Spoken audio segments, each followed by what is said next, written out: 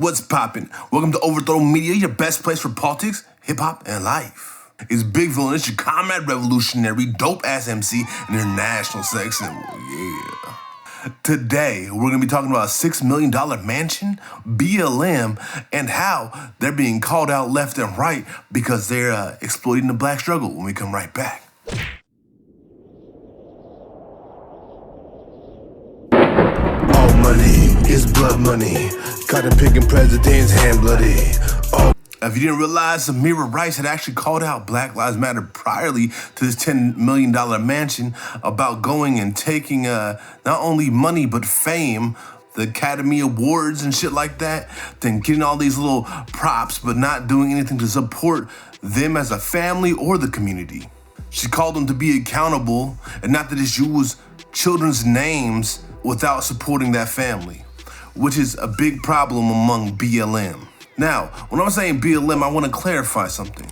I'm not talking about the statement Black Lives Matter. I'm talking about the organization, the reformist organization known as Black Lives Matter, who has been, and I'll dive into a little deeper, profiting off the struggles and the memories of freedom fighters and children alike. One thing I see that the trend is that they're black bourgeois folks. And black bourgeois folks seem to be the ones that people want to tokenize and not recognize those who actually are on the front lines putting the work or those who are surviving that violence. Damn! Because when we gotta be honest, the black bourgeois do not face the violence of white supremacy in the way those at the front lines do, those at the bottom.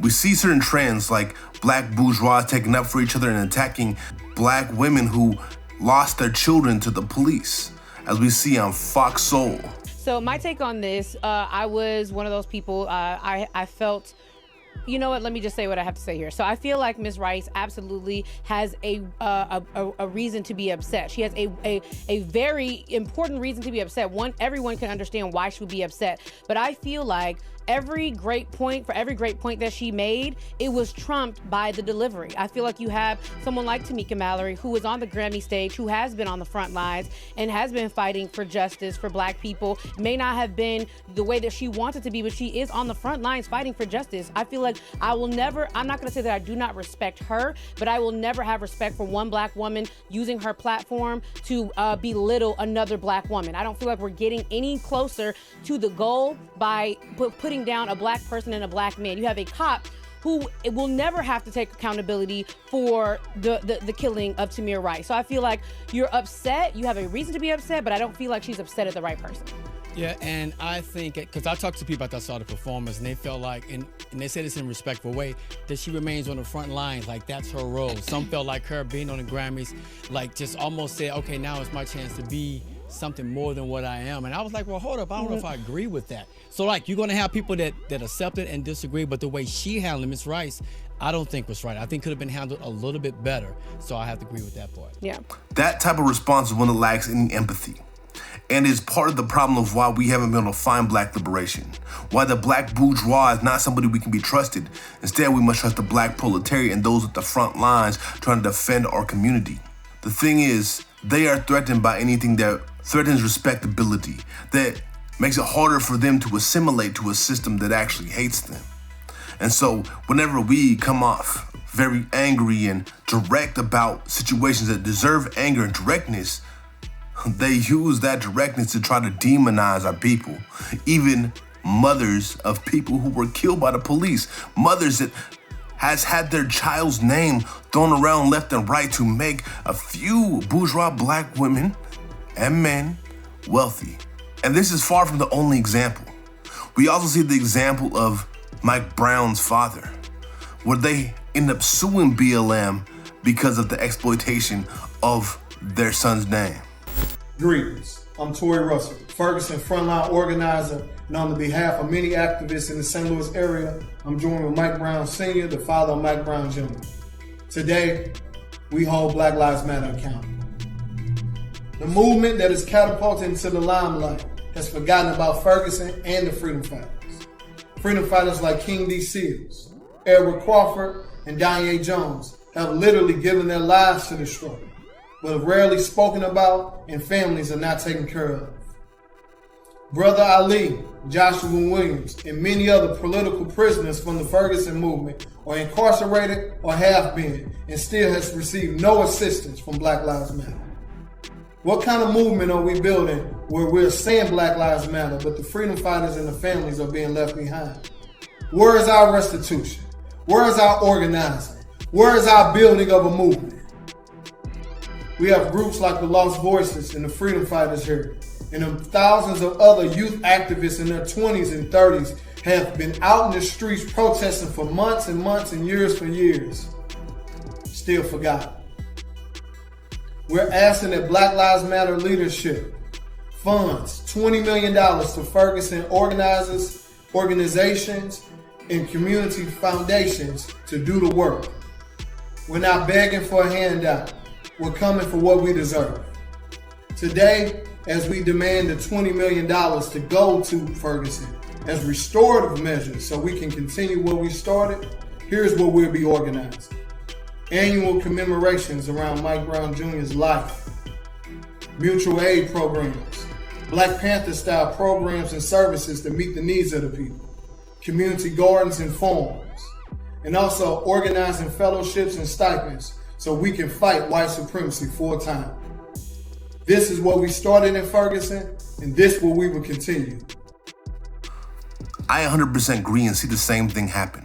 As someone who was a frontline organizer for BLM, I guess if you want to call it that, but the black struggle out there at every BLM demo trying to turn shit up, what we saw is the exploitation of our labor, the exploitation of those who suffered as well, using their memories and using the militants' energy to be able to elevate this organization, but not showing the same love back. Not even saying that we want to be living in no motherfucking mansions, but it would have been nice to have some of our actions funded. It'd be nice for some of the organizers who devote their whole life to it to have a roof over their head instead of being couch surfing for years at a time. Well, these folks who aren't really on the front lines, despite what people that are celebrities may want to say, reap the profits because they made a hashtag. Fuck a hashtag. It's about lives. It's about the children who were killed by the police. It's about the adults that were killed by police, the mothers, the fathers, the brothers, the sisters. That is who this is about. And people who usually don't face that struggle are the ones leading the charge. And I guess that goes back to the white gaze, right? White folks choose who the acceptable black folks are. And so there leaves a class of black folks who compete to try to be it. But let's not even say black folks, say African Americans, because that is exactly what they are, African Americans. I've seen this firsthand and experienced it firsthand. So a few years back, I was doing a lot of work with BLM. After Occupy ended and BLM started popping off, I was, of course, down for my people. You know what time it was, especially as someone who was a black lumpen proletariat person who's done time and has seen my community destroyed by the system itself, by the state and by the police. I was organizing many black folks that were in Seattle. Now, a lot of them were not like me or were not like the folks who suffer. They were petite bourgeois. They were academics and people who theorized that struggle but didn't live in the same way. We dealt with police brutality, they dealt with professors' microaggressions. Whole different type of struggle. Not saying they're not both valid, but I think one carries a little more weight personally. When we're fighting for lives, it's a little more important than what offends us. One of the things that started to become relevant after years of organizing, I was organizing with BLM in multiple facets, from outside agitators to Seattle Black Book Club. We had different orgs popping off and going and leading the BLM organizing all across Seattle. Some of y'all that are Bernie bots or former Bernie bots. I hope you're former, because I hope if you're on my channel, you know better than election ain't gonna solve shit. But remember when he was disrupted in Seattle. We want an opportunity to address. We want an opportunity. Okay. Well, ask him. Get him in check and we're shutting this event down now. If you do not listen to her, your event will be shut down right now. Right now. Your decision. Make a decision now. I know those folks, Mara and Marissa. I know Mara very well, and I know Marissa pretty good. And unfortunately, we're not friendlies. So the thing with Mara and Marissa, prior to the situation that went down, they were actually organizing equally with the rest of us. until they started spreading lies about multiple organizers' attempted character assassinations so they could gain more power and clout. They ended up getting caught up because they were just lying about too many people. Including myself, it was like 13 or 14 of us who had got lied on by them and had our name and character smeared. And when people realized what was happening and tried to call them accountability, they just dodged it left and right. Being shielded by white folks who made them their mascots, made them the black people that they answered to instead of answering to the collective community. I'm not gonna say there was no black folks fucking with them, but the majority of the people within inside Seattle were done with them based off their interactions and their lies that they spread about people. I'm gonna speak on my situation. How it got provoked was because we were organizing together, and like Mara was like the homie. I fuck with Mara hard at one point. I had organized a march. It was called Black and Lumpin'. It was to be able to focus on the fact that lumpen proletariat, which if you don't understand what lumpen proletariat means, it means the criminal class of the working class, the criminalized folks. The black lumpen folks leading it because we're the ones that are most likely to be killed by the police, brutalized and enslaved by the prison industrial complex and so on. I had supported a lot of work they had done and vice versa, so I thought it'd be cool. What they did was what we call signal boosting, where you make another event to amplify one and then cancel the event because they couldn't be there, quote unquote, making a lot of people think the event was canceled, which it wasn't. I went on with the event, did what it did, you know what I mean? We had a little march, it was cool. Speaking about being black and lumpen proletariat, you know, and then one day there was a little post I made about, you know, black bourgeois folks need to know their lane. Then it was all out war. After that, they systematically went after person because they were trying to grasp power. Told you. We be letting you know. Evil alert. BLM National was reached out to about that by multiple black people, including black women within the community. Well, Patrice just said that it wasn't her problem, despite that they had given Mara and Marissa the charter. People who were literally not accountable in any way to the black community. They definitely weren't accountable to those who were actually struggling in the black community. And when Patrice was reached out to, like I said, they didn't care. So now, does it really surprise me that BLM has bought a $6 million estate with white folks' money that has been misappropriated? Absolutely fucking not. It doesn't surprise me. Because there's been a long history, not just by the examples I've given, but ones that I haven't, of the hood and people at the bottom, people who are suffering from the oppression that we live through, calling Black Lives Matter out for using our labor and our struggle to profit for themselves, but not for the community. The white gaze is what upholds this. The ability to tokenize specific people, the ability to romanticize specific people, in this case, black bourgeois women. Because we see how it wasn't even just black women being tokenized, because we see Samira Rice was shamed even by other black women for speaking out against the exploitation of her child's memory. We see how people are so quick to forget Corinne Gaines for being a hood sister who defended herself and tried to protect her children, but were murdered by the police. You don't know about Corinne Gaines? Check out that name. But instead, upholding the petite bourgeois and bourgeois standards of society, upholding respectability that only serves white supremacy. The white gaze is a problem. And white folks need to know their lane. And know that that doesn't mean just being ambivalent when black folks you like are doing fuck shit. Support the black community, not just the individuals. It's one of the answers to that situation.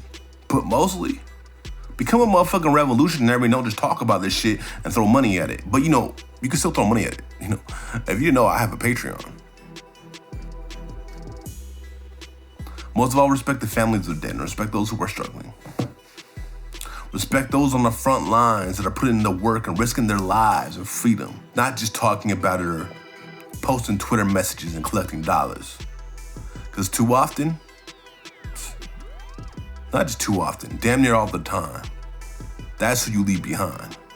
Those who actually are putting their bodies on the line to make a difference. And those who actually live through the struggle to a point that they have no choice but to be involved. I bet y'all didn't know Mike Brown, for example, is traveling across the country and helping build with other families who had their children stolen from them by the police. Yeah, I saw him in person down in Tampa. we can resist and find our freedom and liberation. But it doesn't come from tokenization. It doesn't come from reformist organizations. It comes from building revolutionary resistance, supporting frontliners and those who are doing the work that you actually believe in, that will actually make an impact. Anyways, I hope y'all liked this video. Sorry to be late, but shit was struggling with some stuff that I had going on. Didn't work out right, but it's all good. You know, we're gonna keep pushing. You know, maybe it'll pop up later. Maybe we'll get that little documentary I promised y'all later. But you know, for now, it's on hold. Make sure to hit that like button, subscribe, hit that bell so you can stay notified. You can follow me at all the social media. That means Villainous_music. Soon to change to Big Villainous. At Instagram, Twitter, TikTok, Patreon, SoundCloud, especially that Patreon. Stay tuned because tomorrow, we're gonna be reacting to a little TYT newscast about legalization of weed nationally, or the possibility of that. Coming Thursday, I'm having a whole analysis about legalization versus decriminalization. I know we all like to smoke. All right, speaking of that, I'm about to go smoke. Catch y'all later. Walking through the crease and the cracks of the streets, struggling for some food and a bed to sleep, while trying to cause overthrow. I'm feeling weak, ideology buff.